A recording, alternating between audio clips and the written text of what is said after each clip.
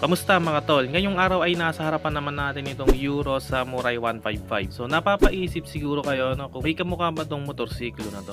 Oo mga tol, kung ano yung nasa isip nyo, yun na yun. Comment nyo nga mga tol dyan sa comment section kung ano nga ba yung kamukhang motorsiklo na to. Pero para sa akin ay pag pinagtabi natin yung brand na yun at itong Samurai 155, so meron talagang similarity dun sa body design niya. Pero kung bubusisiin natin mabuti yung mga detalye nito ay mas sharp yung design nitong Samurai 155. Pero syempre hindi natin may kakaila na copycat ito ng Honda Click 160. So syempre ginawa siguro to ni Euro Motors para dun sa mga nangangarap magkaroon ng Honda Click 160 ay may option pa rin tayo na mas affordable ano. And talaga naman napaka-affordable nitong motorsiklo na to. Itong Euro Samurai 155. So ang SRP nila dito mga tol ay 88,900 pesos at kung installment naman ang minimum down payment nila dito ay 5,000 pesos. And sa monthly amortization naman ito mga tol, so wala silang binigay sa akin na price pero depende siguro yan sa pupuntahan nyo na kasa o depende sa location nyo. So dahil nandito na rin tayo at balak mo maglabas ng Samurai 155, so bibigyan kita ng idea kung ano ba yung kayang i-offer nitong Samurai 155. Aalamin natin ang specs and features and iisa-isahin na rin natin yung bawat detalye nito. Unahin na natin mga tol dito sa makina niya. So grabe no, meron pa siyang ESP Plus na naka-indicate dito emblem. So yung nakasulat dito Enhanced Smart Power Plus. So bali gumagamit ito ng 150cc engine displacement 4-stroke liquid cooled single cylinder EFI engine. Di lang ako sure kung single overhead cam to o double overhead cam. Pero siguro naka single overhead cam lang to. Meron naman itong max power output na 14.48 horsepower at 8,500 RPM at max torque na 14 Nm at 6,500 RPM.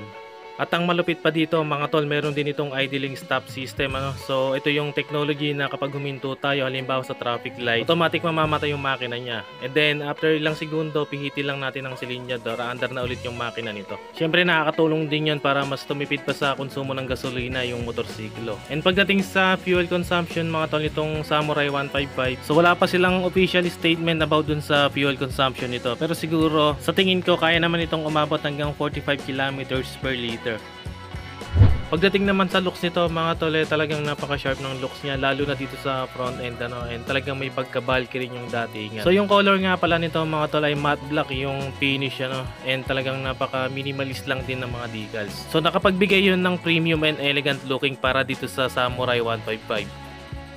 So mula nga dito sa front cowling o dito sa cover ng handlebar, so and meron siyang parang pinaka mini visor dito and meron siyang decals dito, sticker ng Euro Motor yung pinaka brand niya. So dito pa lang talaga ay talagang napaka sharp na ng design niya. Meron pa siyang mga patulis dito sa magkabilang gilid. Dito naman sa part na to, ayan meron siyang emblem dito ng Euro no, letter E. So may pagka jelly yung texture niya and talagang napaka stylish ng design niya dito. Marami siyang edge and meron pa siyang air vent dito no. Yan may butas yan papunta dun sa loob. At dito sa side na to meron siyang decals dito na Samurai yung pinaka brand niya. Dito naman sa part na to mga tol, yung pinaka turn signals niya LED na yung ginamit dyan. Ganun din dito sa mga daytime running lights niya. And talagang napaka-astig din ng daytime running lights ito no, tumuloy hanggang dito sa part na to.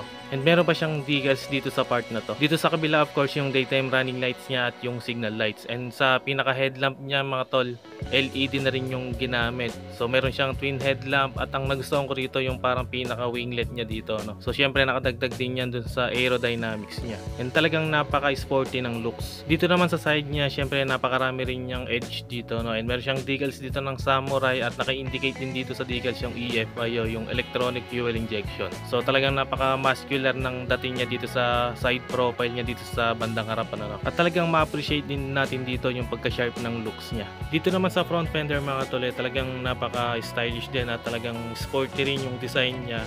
Meron siyang matte black na finish and mukhang sturdy naman yung itsura niya ano. And ang napansin ko rito, meron pa siyang cover dito sa front shock natin.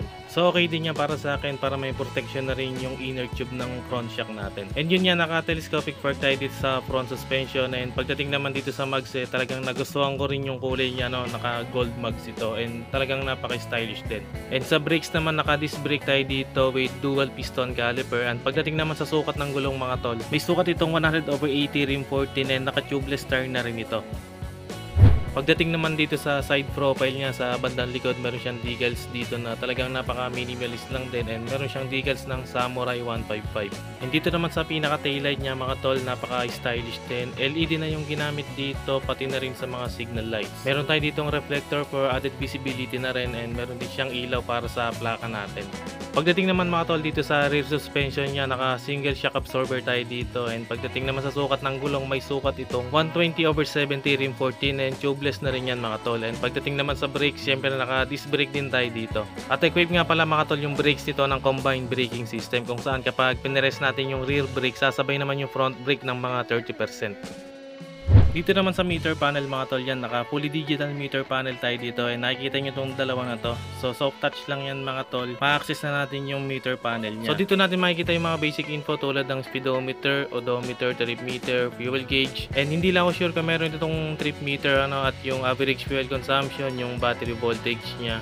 So sayang lang at hindi naka-activate para sana makita natin. And talagang napaka-premium din ang cockpit nito, no? Meron pa siyang logo dito, yung emblem ng Euro. So napaka-stylish din. Pagdating naman sa mga button o switch sa handlebar, dito sa kanan mga tol, yung switch ng idling stop system, yung switch ng headlamp at yung electric push start. Dito naman sa kaliwa, meron tayo ditong passing light switch, yung high and low beam, busina at yung turn signals. And nakakiles na nga rin pala to mga tol, ano? And sa tabi nito meron tayo ditong seat opener. So napaka-convenient, pipindutin lang, magbubukas na yung upuan. At meron pa siyang USB port dito, no? So napaka-useful niyan, lalo na kung delivery rider ka. Magagamit natin yan kapag nag-charge tayo ng mga gadget o ng cellphone natin. And meron siyang maliit na packet dito. Then dito naman sa kabila, meron cover yung utility packet niya, no? So napaka-safe ng cellphone natin dyan. Kasyang-kasya yung cellphone natin dito kasi medyo malalim talaga yung pinaka-bulsa niya. And syempre hindi mawawala dito yung utility hooks para sa mga pinamili natin. So isasabit lang natin dyan, all goods na. And ito yung pinaka-floorboard niya o yung gulay board. And dito rin yung location ng battery niya, no? So medyo malawang din yung legroom niya dito. And talagang napaka-useful din yan, lalo na kung may mga dala tayong gamit. So dito natin ilalagay yon. Nagustuhan ko dito yung upuan niya, no? Talagang malambot yung ginamit na cushion, kaya siguradong hindi agad mangangala yung puwet natin dito. And talagang napaka-stylish din. Meron pa siyang parang stitches dito, pero design lang yan mga to. Talagang napaka-stylish niya. Talagang makapit din kasi may grip yung cover niya. So dito naman sa part na to, meron siyang talagang totoong stitches. So napaka-premium din para sa akin nung datingan ng upuan niya, and napaka-sporty din. Pagdating naman dito sa pinaka-pillion grab bar, stylish din o talagang napaka-premium din ng datingan. Sa ilalim naman mga tol ng upuan, medyo malaki rin yung storage niya dito, no? So feeling ko kasya dito yung half face helmet. At ang napansin ko mga tol, nandito nga pala yung salina ng coolant niya, no? And syempre sa tabi nito yung fuel tank niya na may sukat na 6.5 liters. At meron nga pala tong kill switch dito sa side stand, ano? So lahat naman na yata ng scooter ngayon ay meron ito. Kapag nakapabayan, hindi aandar yung makina, kailangan nakataas. So safety features din yan para dito sa motorsiklo na to. At dito nga pala mga tol, nakapwesto yung cooling system niya, no? Naka liquid cooled na to. And pagdating naman dito sa muffler niya, talagang napaka-sporty rin ng design. Pagdating naman sa seat height nito, nasa around 775mm yung sukat nito, and meron itong ground clearance na 110mm. Pagdating sa timbang, may bigat itong 108kg. At tatlo nga pala yung color na pagpipilian natin dito. Itong nasa harapan natin yung black, meron din silang blue and red. So ayun mga tol, lang isa sa latest model ngayon ng Euro Motor, ang Euro Samurai 155. So dito lang yan mga tol sa Mitsukoshi El Paso, Nasugbu branch, kung malapit ka sa location na to. At kung naghahanap ka ng ganitong unit, pwede mo tong silipin dito para makita mo rin sa personal. Sigurado ako magugustuhan mo rin tong motorsiklo na to.